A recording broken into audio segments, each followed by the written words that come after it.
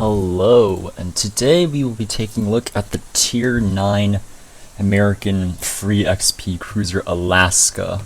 Alaska sits at Tier 9 obviously with a 1 million free XP research price and a 1 credit purchase price.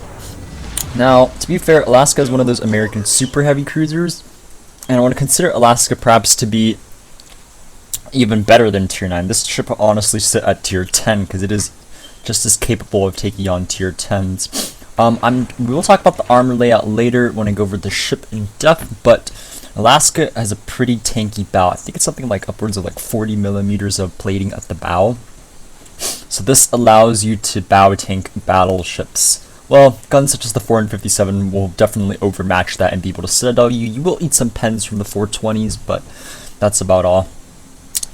Alaska. So let's see. She's armed with three 305mm guns, and these guns aren't just your regular, normal American guns. They fire the Des Moines, the Baltimores, the Buffaloes, heavy AP, and it also has improved AP penetration angles. So even targets who are kind of slightly angled or not angled enough will eat your full pens and also citadels as well. Now, there's a drawback to these guns. The HE is not that impressive considering that the DPM is lower as it is a heavy cruiser. However, the AP is capable of citadeling battleships, and I feel like the sweet spot for that to happen is around under 7 kilometers is when you start to actually be able to citadel battleships. Alaska's armor scheme is pretty trollish. It is one of the hardest ships to citadel in the game, but sometimes I notice that you will eat these funny citadels from the front of the ship, especially if they hit the side of your bow. Let's see, let me show you for example. I'm trying to get the camera out of the way. So basically, if you look at my pointer right over here, this area along the Alaska's bow is where he sometimes eats citadels. If they can just bypass all layers of armor and hit the citadel, because the citadel sits right here under the second turret right here.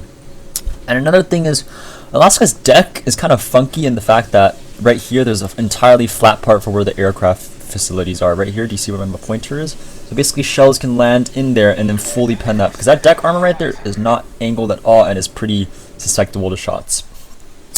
Alaska's pretty good as it comes with your standard American damage control, but has the option of mounting both hydroacoustic search and surveillance radar with a 10-kilometer range. So this enables you to basically be an ultimate DD combatter. You can light them up and then shoot HE at them. And your HE is 305mm, so you will do significant damage. You also have the heal, which with the Indian Delta flag, get up to 10,000 extra health back, and which is pretty good for a light cruiser. The health pool is actually pretty decent. 60,000 is not bad for a heavy cruiser at this tier, especially compared to the likes of other cruisers such as like Riga, another heavy cruiser, which is 53,000 HP. Your AA is actually pretty good compared to other cruisers. You will shoot down a lot of planes most of the times, but it's not enough to allow them to get a strike in. If you're like Worcester, you definitely won't allow any planes to get a strike in. As you can see, your reload time is 12 seconds. I am running expert loader so I can switch my shell type faster, because in this ship it is almost necessary for you to quickly turn around and engage other targets. See right there we have a Soyuz. It's not really showing too much broadside, but it's not angling enough, so there we go. Just 8 to 7,000 HP pen. I am reversing right now because I realized that we're pushing a bit too far ahead. Friendly Georgia is pushing up maybe a bit too aggressively. Direct front. Here the Soyuz does not seem to be trying to angle at all, so he's going to continue eating those pens, getting chunked. Turn on Hydra here because I know there's a DD. There's a Scania.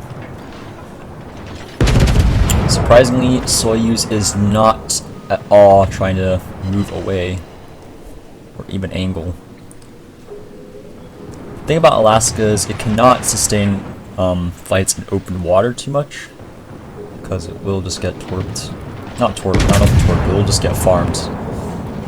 So right there is where I talked about that troll citadel right there. That Soyuz just citadeled me right through the bow. So in Alaska, islands are your best friend. Playing next to these islands allow you to basically pick one-on-ones with enemy ships. Soyuz here's too much broadside. I take a pretty hefty chunk out of him right there. I'm also taking damage over there from the other side from Georgia. So I'm trying to be angled to both targets right now. So he fires again. He hits my bow, and as you can see, that bow actually tanked a lot of damage right there. And as you see, Soyuz does overextend, and now I switch my focus to the Riga, which is popping around the corner. And this Riga is making a big mistake by showing broadside, because as you can see, the AP right here will do some insane work. It's one citadel right there. And this is really interesting part. So this next salvo has a perfect 3 citadels, and I completely just devastate basically this Riga. Reversing again, because I know the Vladivostok is going to push up. Do not want to take that one-on-one fight there, and I know there's a Georgia. Yadiggo is also getting pretty close. I'm assuming he's going to rush over here and try to torp the Georgia. I'm always checking my map, because I'm conscious that I might get flanked from the right side. I switched to HE from using Expert Loader, because Baltimore is not showing enough broadside. This angled bow on. Team is surprisingly doing a pretty good job of getting into the middle cap zone, because on Epicenter especially, you just have to get into the middle cap zones to force the enemies to come in. That's how you're going to get points, and most of the times you can just simply win just by holding all of these points, because the enemy will not do anything. Reporting the target position. Keeping an eye on the Vlad. Now our Yadiggo, their Yadiggo does go down to the Fiji, but I think our Georgia is going to take one of these torps over here. I popped my radar, thinking that the Scani is around, but he's not, so it's safe to assume he's not within this area right now. I'm hesitant to push the Vladivostok because I don't want to get cornered into like a fight where I overextend and then there's 3 ships shooting at me. So I'm just sort of like taking my time over here to wait until the Vlad pops up on the island. I'm using Alaska. Positioning is probably one of the most important things. This ship just, although it is tanky, it can't sustain a large amount of HE spam. It will die to HE spam. So using islands and lots of cover to your advantage, and you making sure that your guns are able to hit like these broadside targets or any slightly angled targets is probably the best thing you can do.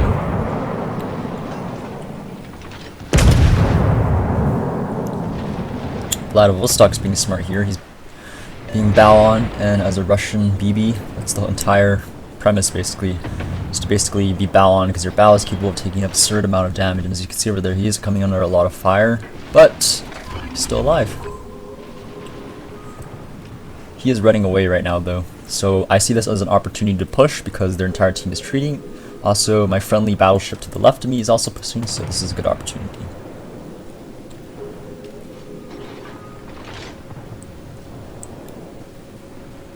Now that he has all the attention, I will fire. I have HE loaded to try to hit the back of his ship because I know the back of the Vlad is not that armored. So to fire on him. Turning around in so my bow faces in, so I want to take unnecessary damage. Baltimore fires AP salvo at me, but I am more than capable of sustaining that. I could have switched to AP over here because I don't think the Baltimore is angled enough, but I know that his damage control was down, so I do fire at him. I'm going full speed in here. I want to try to close the distance between me and the Baltimore, but to also get behind the island over there to have some cover. I do see the Odin coming, and I know he does have 6-kilometer torp, so I am going to try to slow down over here. Trying to ping some of my teammates' battleships to push up so they'll be able to tank for me. So Odin is not paying attention to where I am. His guns aren't even facing the right direction, so lucky for me, I'm able to basically kind of shell him a little bit. He's turning in right now. Once again, you see that super heavy American AP with those improved pen angles. Baltimore does get a bit greedy here. He does pop out. Do want to punish him for it, but as you can hear, my battleship's in the back already firing at him. He's not angling enough, and this will definitely hurt him. There's that Georgian AP. Goes all the way down to 5,000. Odin is charging up, so I am reversing. Another thing you can see about Alaska is it has pretty impressive propulsion. You're able to reverse and speed up pretty quickly, and also it turns almost like a Georgia. And you know Georgia as a battleship turns really well and has good maneuverability. Alaska's the same too. It is very maneuverable, allowing you to like basically juke shells and torps. I'm aiming at his guns in an attempt to take them out. do pen them, but as you know so far, damage for pens on turrets has not been reworked yet, so you don't get any damage for penning a turret. I'm trying to reverse so I don't beach into this island, because I know the Odin is trying to torp me. I'm not sure if he's trying to. I'm not sure exactly when the torps are going to come. At this point, I realize he's trying to multitask, trying to torp both the Bismarck and the Georgia, but I don't think he gets the torps off on the Georgia. Yeah, he doesn't. He does get them off on the Bismarck, though. At this point, I already basically wrapped up 119,000 damage, tanked almost 1,000,000. Unfortunately, that 3 citadels that I ate from the Soyuz did not help at the beginning. Georgia's showing a fair bit of side. Fired at him. Our Bismarck does go down, fortunately. I can push now because I know a lot of another enemy ship is on the other side, and I have basically my Georgia to back me up. There's only 2 ships on this flank. The Georgia looks kind of scared, and there's also a, I think it's a, yeah, it's a, let's see, Neptune or Flint, yeah. As you can see, this entire game, I've been playing really close to the islands. Positioning is almost really important in this, not almost, but basically really important in this ship. Because you want to like always pick 1v1s, especially against heavily armored targets. You will be able to outtrade them. There's the Flint's torpedoes. I am planning on charging this Georgia over here. I don't really have much of other choice, and the game basically already almost over. We're gonna win, so I might as well just get this extra damage in. Slowing down right here. I'm anticipating that the Flint is gonna continue sailing in a straight line. I hope I can get some damage on him. Maybe the Georgia will show me his broadside and I could blap him. The thing I have to worry about is that Georgia can overmatch my bow. 457 millimeters. Can overmatch my bow. Now instead of AP loaded, I'm aiming for that superstructure, the upper belt area. Secondaries surprisingly do a good job staying in the fire. He's not aiming at me right now, he's trying to finish off the other Georgia. I'm trying to multitask here, I'm going for both the Flint and the Georgia in an attempt to get a double strike. So I do take out the Flint. Oh, unfortunately I didn't take out the Flint, but I do end up ramming the Georgia just to get that extra damage on. That was unfortunate, but the fire was the one that killed the Flint. Could have been a double strike opportunity there. Enemy Neptune, showing way too much broadside, getting farmed by 2 destroyers. He's going to eat a torp. And he's dead.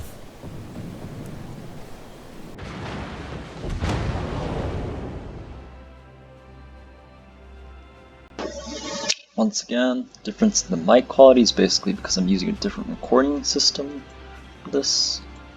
So let's look at the armor layout of Alaska first. 60,000 HP, much better than all your other cruisers. Now I did talk about how the front was 40mm. I'm sorry, it's actually 27mm of plating. I think there's another piece over here that protects it. This is, yeah. So here's the citadel, right here.